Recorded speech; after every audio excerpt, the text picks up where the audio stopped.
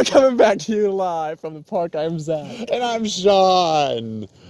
Anyways, we can't talk about that now. Gotta Anyways. move that along. I do have one thing. I want to talk to you, the fans. I'm very angry at you. Oh? Last episode, we had a wonderful time with Jacob. Don't you think it was just It was incredible. Time? It was a great time. Within a few hours of that episode going up, comments insulting the man. Do not treat our guests that way. That's so inappropriate. We'll never get them back on. That's so rude of you. I reported the comments. Are we going to mention that it was Jacob who wrote the comments? I'm so glad that you saw them and you knew exactly where I was going with that. I think I was like, wait, was it Clay trying to wait, no, I know what's going on here. So no being rude to our guest stars. Honestly. That's terrible. This podcast is a place that we can all feel safe. This is a positive place. Yeah, exactly. Besides the discussions about murder and... Well, I feel safe during those. I'm usually the one doing the murdering. How do I feel? Oh my gosh. Whew. So, Sean. Yeah, what? What's up? I have another story. Tell me. And it's not interesting at all, but I'm going to tell it anyways. My favorite kind. I know we talked about showers already today, and in the last episode with Jacob. It's been a theme recently. But we're going back. We're just diving back into the shower. Let's just dive right into that shower. Keep the door closed so that when you dive in, you slip back up and you're like, you're an eternal slide. It's just like the fire ant doing the backflips. Only the true OG fans get that reference. Now, first question. Yes. Were you wearing any clothes in the shower? Okay, well let me get into this. Okay, go ahead. So, this morning I took a shower for the first time in probably 7 months. The normal. Everybody clap. Give me the sound effects. Not booing, Sean. There you go. That's right. That editor Sean is such a troll. I hate that guy. He's the worst. And I was very immodest. Unlike Jacob. You were immodest? I was naked in the shower. This is why I'll never be attracted to you. No. I take it back. Nude showers? That's a deal breaker for me. Okay, sorry, keep going. And there was a puddle forming because the water was on, like my foot was near the drain, so like a small little puddle. Sure.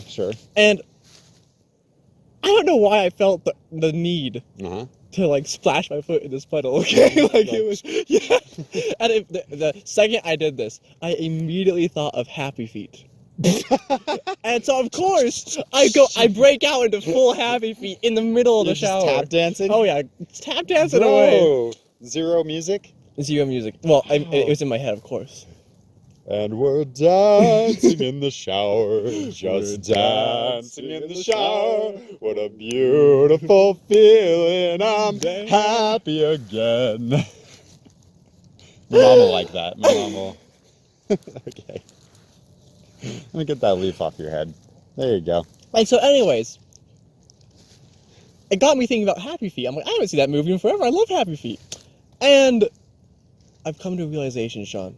What's that? Happy Feet loved tap dancing so much. He was outcast in that movie. That's true. And so in life, our main purpose is to find something that we love so much. We can be outcast of the rest of the world. Is that right? That's our exact... You found the meaning of life and it's that? Dude, Happy Feet, I will it was there the whole time. When was the last time you watched Happy Feet? Dude, it was so long ago. I remember... Because I remember watching it when it, sort of first came out. Not, in theaters. Okay, the worst thing is, I used to love Happy Feet. I watched it all the time, and I remember, nothing of it. This is the weird thing, okay? So I remember watching it when it first came out. I don't know when it came out. We were young-ish, right? And then I watched it again a few years later. I think I was, 16 or 17. Okay. And there's a lot of... I don't know how to say this. Hit me with it, Sean. Hit me with it. There's a lot of weird religiosity in that movie. Really? Yeah. One of the reasons he gets cast out is the elders think he's being, like, blasphemous. True. Yeah, there's, like, some kind of... They're all like, you need to stop. There's some kind of greater, like, I can't remember what it is or what it's about. I think there's, like, some kind of sound that they all... that they worship or something like that. And they feel like he's being blasphemous to the sound. And that's part of the reason he gets kicked out. I think. I can't remember for sure. But I remember watching it and being like, is this a penguin religion? I'm sure Allison will tell us we're wrong if we're wrong. Yeah, Allison. She's a movie expert. She really is, yeah. Allison, let us know. Religion and Happy Feet? And is that really the meaning of life? Like, well, I feel like I'm pretty spot on Let's discuss this further, okay? Because this is worth getting into. Seeing as, you know, we're living and there should be a reason we're doing so. Did you feel that? Yeah. Zach just pinched himself. I just realized I'm alive. That's so exciting. Okay, so... Dude, no one ever told me. Step one in figuring out your meaning in life. Step number one. Are you alive? A good pinch is helpful in this. Yep. Also, would like, recommend. Going into the cold or feeling an extreme heat. That one, I would not recommend as much. Go with the pinch. Essentially just pain. Life is pain. You need to accept a little masochism in your life and like the pain. Not too much, but I'm just throwing that out there. Okay. Step number 2, according to Zach, is find something you love so much that you get cast out from Find your happy feet. So, okay. Here's there needs to be some definitions put in place. Okay. Because what he was cast out from is like his cultural group, right? Yes. He got cast out and ended up in the zoo where he became famous. So in a separate cultural group, he was very widely accepted. So do you need to, do you have to be cast out, or do you just need to be doing something you love and is accepted by at least one group of people? Or does it even need to be accepted by one group of people? Well, okay. My example would have fallen through the cracks so fast. Anyways, I was gonna say it needs to be accepted by at least one group of people. That way, you're not just like doing something complete nonsense like murdering people. They're like, oh wait, yes. I'm sure there's murder's okay in at least one. You ever heard of the dark web, man?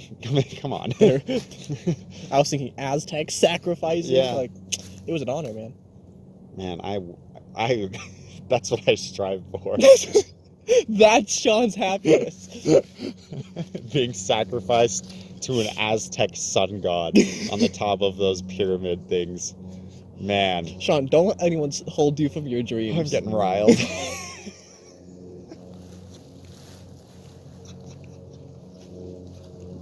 So, okay, since you brought the word riled up, okay, are we changing topics, or is this we'll the same come back. thing? No, we'll Okay. come back to it. But before I forget, I use the word riled. Sure. And Jacob was like, "Is that how you use that word?"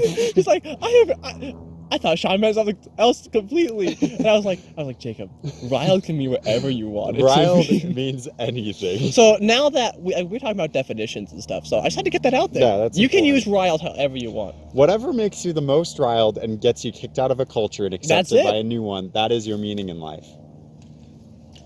So, okay, well, what about this? Let's take the example of Joe. Dude. Joe Cool. Joe Cool, okay? Okay, Joe Cool. Love that guy. He's a very cool guy. Dude, he's Super into skateboarding and just like sticking it to the man. And we all exist within many cultures, right? We all exist within many groups. So within one culture, namely like the city he lives in, he is an outcast because he's like sticking it to the man. He's the cool kid. He's skateboarding. He's drinking his Capri Sun. You know, he's just a 90s kid. He's just the average 90s kid. Dude, Capri Suns are pretty great. However, within his crew in the hood, he is very well accepted. Okay. So, but to everyone else, he's a punk. But he's always been a part of his crew with the hood. So he was never really rejected and then made that transition. Has he found his true meaning in life? So, as the expert. I don't think you... Okay. I'd say no.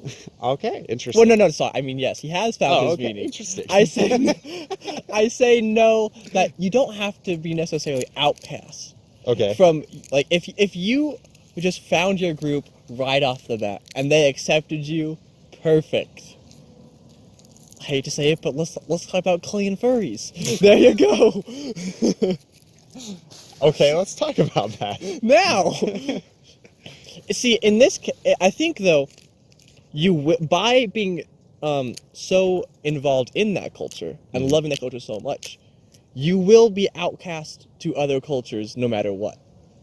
Interesting. There's always a culture that you will be an outcast to. So what you're saying is that no matter what thing riles you up, there will always be others who disapprove of that thing which is riling you. Yes, that was perfect. Could not have said it. Those were the words I was looking for the whole time. End quote. End quote. That was from a research journal I was reading from. Yeah. For an assignment. Yeah. Dude. The assignment is unrelated. I just happened upon it. That was Aristotle, right? It was actually Socrates. I mean, same close. Yeah, it's alright.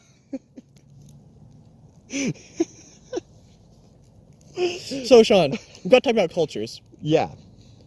Within the spicy nug culture. Oh gosh. That we are. Does that exist? Oh no. What have we done? I think at this point we have to say it exists. Someone cosplayed as Pee-Pee. There is a Monopoly game. There's so much lore and backstory to spice. There is a culture. You're right. We've created a. Oh, Gandhi. So my question is, as part of the spicy nug culture that we love so dearly, what culture are we an outcast to? We are an outcast to all of the honest, good creators out there who work hard for their content and truly do it for the love of art and creativity. Whereas we only do it for the money. It actually fits so perfect. So let's go back in time, just so the audience understands how perfect that is. Before Spicy Nugs even existed, it was a mere idea. It was a thought process. While we were eating Spicy Nugs, and we walked by people who were playing Smash Bros. True. That's what happened. True. Yep. We even decided this podcast would be for us, ourselves. Yep. It was us and the YouTube money. That's all we cared about. And that's what we've stayed true. I don't think we've ever wavered from that. I am so proud of how consistent we are on this. You know what? Say what you will about us. Say what you will. At least we're consistent. We're consistent. We told you at the beginning of this, hey, we're here for ourselves and for money. And we never wavered from that for 3 full seasons. You don't get that from every YouTuber. Dare I say, we found our happy feet. Now that's where I wanted to go into. Okay? Because we've created this culture. There was a culture that we had to create our own. Right. Well, and we've created this culture that is counter to other cultures. But what if at some point we find ourselves unhappy with the culture we've created? Not saying I am, because whatever. Well, let's say we're just sick of Spicy Nugs. We're sick of doing it for the money. I can't even imagine why that would happen. I'm happy with the money, but I love the money. It's the only reason we're here. But if for some ungodly reason we decided we didn't care about the money anymore, what did we lose our meaning in life, and how do we find our new meaning? So the question is, can our true meaning in life change?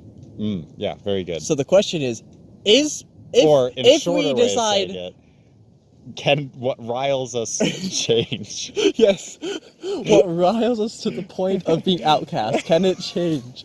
Okay, sorry, keep going. So the question is, if we decide we don't want the money anymore.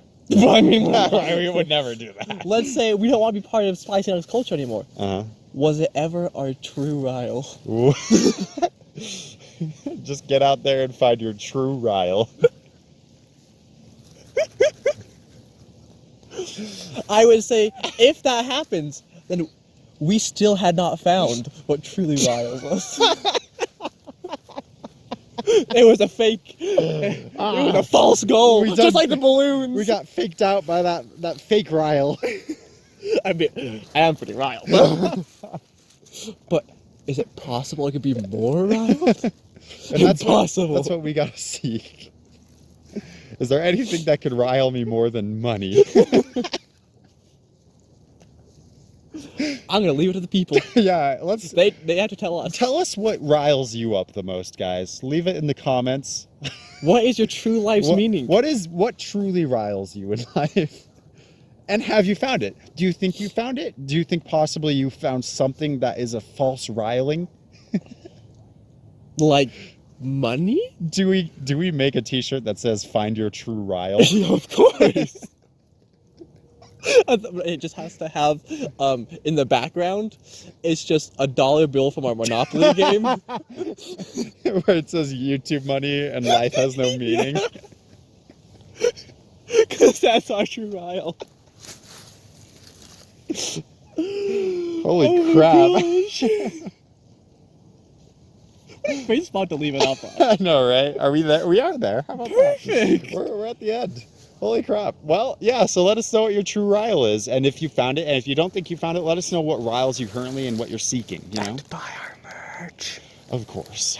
Buy the merch. It really riles us. It gets me riled more than anything. Thank you all so much for watching. I'm still sad. And I'm still Sean. And we'll see you next time. Bye.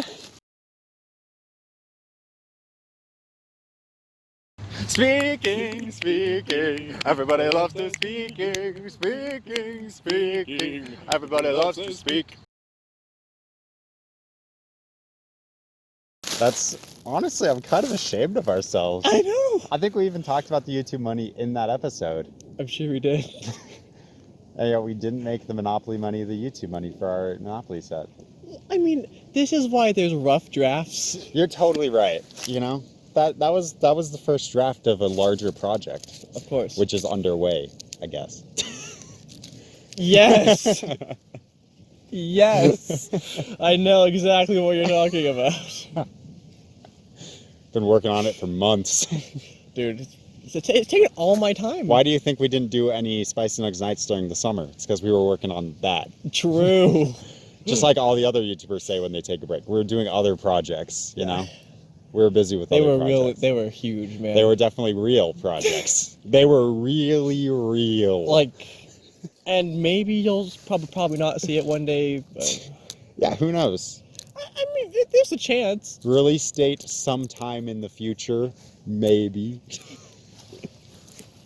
Yeah, Spicy Nuggs Monopoly Edition is coming to stores near you. Sometime. Eventually. No promises. I mean, once we're rich and famous, of course. So. Oh yeah, of course. I mean, we have to wait for that to happen. It could And be by tomorrow. us being rich and famous, you do mean you being rich and me just leeching off of that, right? That was the plan. I was hoping it was going to be the other way around, but we can go that route. This is so awkward. So, it was so funny, because I was trolling Jacob in the car, and somehow we got talking about the YouTube money, funnily enough, and Jacob's like, yeah, Zach, where's all the YouTube money go? So, Sean, this is a question I have to come to you for. You should start the episode.